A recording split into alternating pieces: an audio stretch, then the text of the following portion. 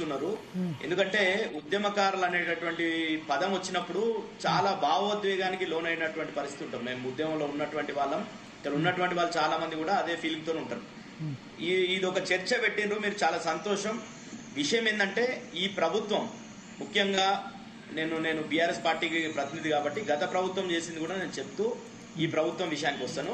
గత ప్రభుత్వం తెలంగాణ అమరవీరులను దాదాపు 610 మంది అమరవీరుల కుటుంబ సభ్యులను గుర్తించి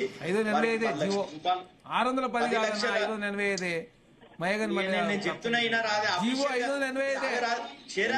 చరణ్ ఆగరాజ్ తర్వాత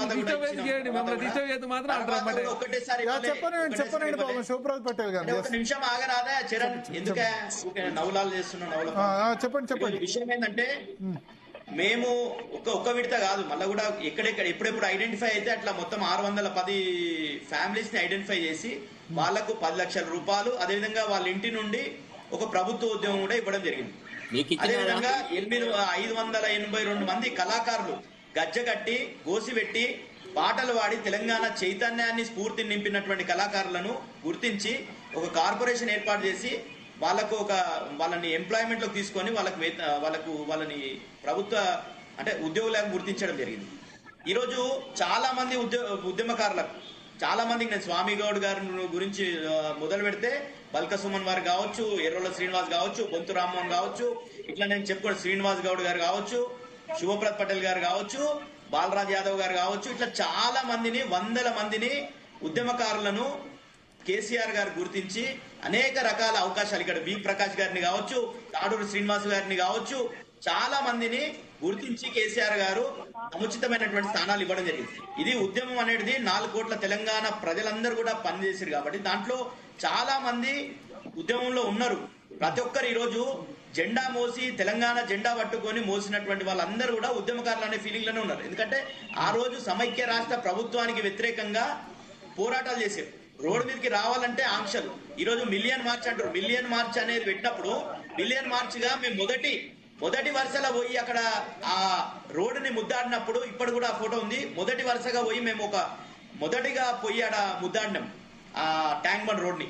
అట్లా అనేక సందర్భాల్లో పార్లమెంట్ ముట్టడి కావచ్చు, అసెంబ్లీ ముట్టడి కావచ్చు, మంత్రుల ముట్టడి కావచ్చు, అనేక ఆందోళన కార్యక్రమాలు చేసినాం.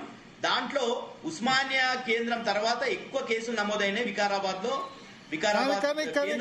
కానీ మీకు పదవి వచ్చేందుకు 6 years 7 years పట్టింది. మరి అవును భరత్ గారు 7 years 8 years పట్టింది మరి మీకు పదవి వచ్చేందుకు. ఇవన్నీ చేసిన ఇది పొలిటికల్ అంశం. నాకు పదవి కన్నా ముఖ్యంగా కేసీఆర్ గారు బీసీ కమిషన్ మెంబర్ ఎందుకు 8 ఏళ్ళు పట్టింది. భరత్ గారు పదవి అనేది తాత్కాలికం, 3 సంవత్సరాలు ఉంటుంది పదవి. కానీ కేసీఆర్ గారు నాకు గొప్ప బిరుదిచ్చిండు. తెలంగాణలో ఈ రంగారెడ్డి జిల్లా టైగర్ అని, రంగారెడ్డి జిల్లాలో ఉద్యమాన్ని ఉధృతంగా నడిపిండు, కేసులు జైలు ఎదుర్కొన్నాడు శుభప్రత్ పటేల్ అని 1,00,000 మందికి చెప్పిండు. చెప్పడం జరిగింది. అది నాకు చాలా సంతోషం ఇస్తుంది. ఎందుకంటే నన్ను గుర్తించిన ఒక ఉద్యమకారుగా తర్వాత కాబట్టి విషయం ఏంటంటే టికెట్ పైలట్ రోహిత్ రెడ్డికి ఇచ్చినాడే. అయితే విషయం ఏంటంటే కాంగ్రెస్ ప్రభుత్వం అధికారంలోకి వచ్చే ముందు పెట్టినటువంటి మేనిఫెస్టోలో వాళ్ళు పెట్టింది ఏంటంటే 1,200 అమరవీరుల కుటుంబాలను గుర్తిస్తామన్నారు. అదే విధంగా కుటుంబానికి 25,000 రూపాయలు పెన్షన్ ఇస్తామన్నారు. అదే విధంగా ఉద్యమకారులను గుర్తిస్తాం, 250 గజాల స్థలం ఇస్తామని చెప్పడం జరిగింది. ఈ అంశంలో 2.5 సంవత్సరాల కాలం అయిపోయింది. మనం గుర్తుంచుకుంటే భరత్ గారు 1 జూన్ 2 ఎప్పుడైతే రేవంత్ రెడ్డి గారు ముఖ్యమంత్రి అయిన తర్వాత 1 జూన్ 2024లో మొత్తం కూడా తెలంగాణ వ్యాప్తంగా ఉన్నటువంటి ఉద్యమకారులందరినీ కూడా ప్రభుత్వం ఐడెంటిఫై చేసి ఇక్కడ నుండి బస్సులు పెట్టేసి వికారాబాద్ నుండి కావచ్చు, ప్రతి ప్రాంతం నుండి తాండూరు, వికారాబాద్ అన్ని ప్రాంతాల నుండి బస్సులు పెట్టి వాళ్ళకి భోజనాలు పెట్టి సీఎం గారి సమావేశానికి జూన్ 2 సమావేశానికి తీసుకుపోయారు. అందరూ కూడా ఎక్స్పెక్ట్ చేసినాం నిజంగానే రేవంత్ రెడ్డి గారు ఏమైనా ప్రకటిస్తాడేమో, మేనిఫెస్టోలు చెప్పినట్టు చేస్తాడు అనుకున్నాం. కానీ ఆ రోజు కనీసం ఉద్యమకారుల ఊసెత్తకుండా ఈ రోజు కమిటీలో ఉన్నటువంటి కోదండరామ్ గారు 3వ వరుసలో ఉన్నాడు. కోదండరామ్ గారు ఆ రోజు రేవంత్ రెడ్డి గారి సమావేశంలో అట్లాంటి పరిస్థితి ఉన్నది. 2.5 సంవత్సరాల తర్వాత ఇట్లా కాలయాపన చేసే కమిటీ కాకుండా మీరు ఒక డెడికేటెడ్ కమిషన్ వేయండి. చట్టబద్ధత ఉండాలి. రేపు ఎవరన్నా ఆపోజిట్ వాళ్ళు పోతారు. రేపు రేపు ఎవరన్నా కోర్టుకు వచ్చేటటువంటి పరిస్థితి ఉంటుంది. ఇప్పుడు శరత్ గారు ఉన్నారు చెప్పు, ఎప్పుడన్నా కానీ దానికి శాంక్టిటీ ఉండాలి. నువ్వు గుర్తించినప్పుడు దానికి ఒక డెడికేటెడ్ కమిషన్ వేసి, ఈరోజు అమరవీరుల స్తూపం కఠినం అక్కడ పెద్ద హాల్ ఉందండి.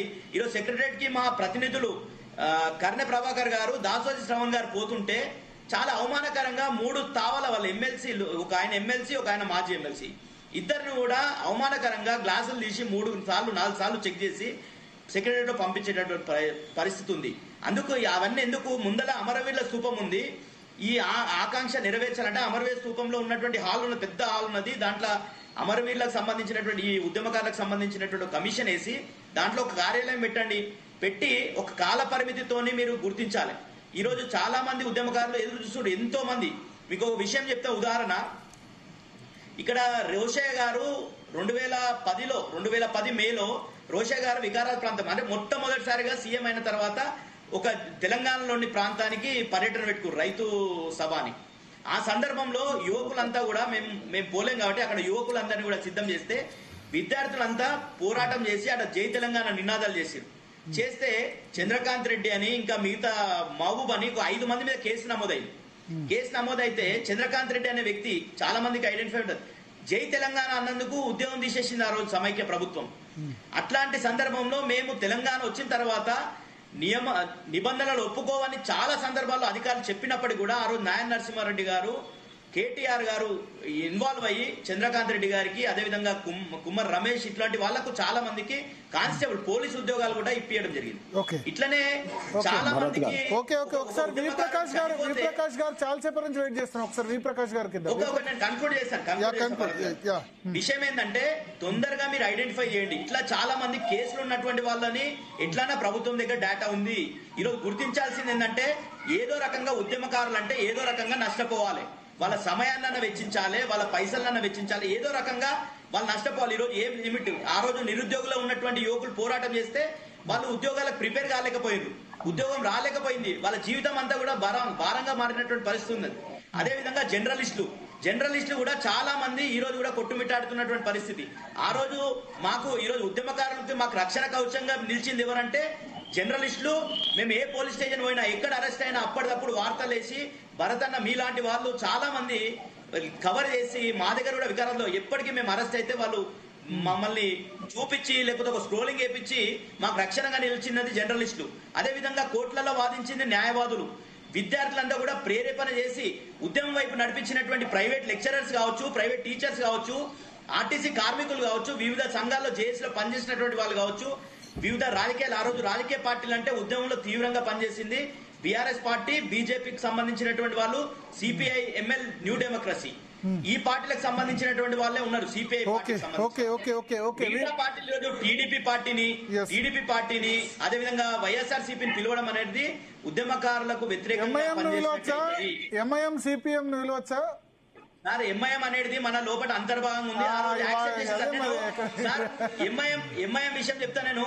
అక్బరుద్దీన్ గారు వికారాబాద్ కు వస్తే చాలా మంది భయపడ్డారు. ఆ రోజు ఉద్యమకారులు ఆయన దగ్గరికి పోతే ఏం చేస్తారు అని. నేను పోయి అడిగిన, మీరు తెలంగాణకు ఫేవర్ గా డిసిషన్ తీసుకోండి అక్బరుద్దీన్ గారు అంటే మేము ఆల్రెడీ చెప్పినాం శ్రీకృష్ణ కమిటీ కంటే అది కరెక్ట్ కాదు, మీరు తెలంగాణకు ఫేవర్ గా నిర్ణయం తీసుకోండి అని అక్బరుద్దీన్ గారికి వికారాబాద్ గెస్ట్ హౌస్ లోనే అడిగిన నేను. స్పష్టంగా అట్లా ఎవరు వచ్చినా కానీ అది జైపాల్ రెడ్డి గారు కావచ్చు, జైపాల్ రెడ్డి గారు అయితే భరత్ గారు మీరు ఢిల్లీలోనే ఉన్నారు. మనం ఎప్పుడైతే ఆ కమిటీని కలిసే దాంట్లో దిగ్విజయ్ సింగ్ గారిని కలిసే దాంట్లో నేను కూడా ఉన్నా విద్యార్థి నాయకుడిగా. ఆ సందర్భంలో మాకు లడ్డూలు ఇచ్చిండు దిగ్విజయ్ సింగ్ గారు. లడ్డూలు ఇస్తే మేము తినమని చెప్పి బయటకు వచ్చినాం. మీకు తెలుసు, మీరు బయట మీరు V6 గా ఆడ పనిచేస్తుండే ఆ రోజు బయటకు వచ్చి మీరు మా బయట తీసుకున్నారు. అట్లాంటి ఉద్యమకారులు అందరం కూడా ఉంటే జైపాల్ రెడ్డి గుర్తు చేసి నాకు మీరు గుడ్లు కొట్టిండ్రు నా మీద అని చెప్పి నన్ను పాయింట్అవుట్ చేసిండు. సార్ నేను వ్యక్తిగతం కాదు, ఇట్లాంటి పోరాటంలో చేసినటువంటి చాలా మంది ఉండరు, కేసులు లేనటువంటి వాళ్ళు ఉద్యమకారులు కూడా చాలా మంది ఉన్నారు. ఒకసారి వి ప్రకాష్ గారు ఒక డెడికేటెడ్ కమిషన్ వేసి గుర్తించాలి. వి ప్రకాష్ గారు ఎట్లా ఉద్యమకారులకు గుర్తింపు ఎట్లా? సరే కేసులు ఉన్న వాళ్ళు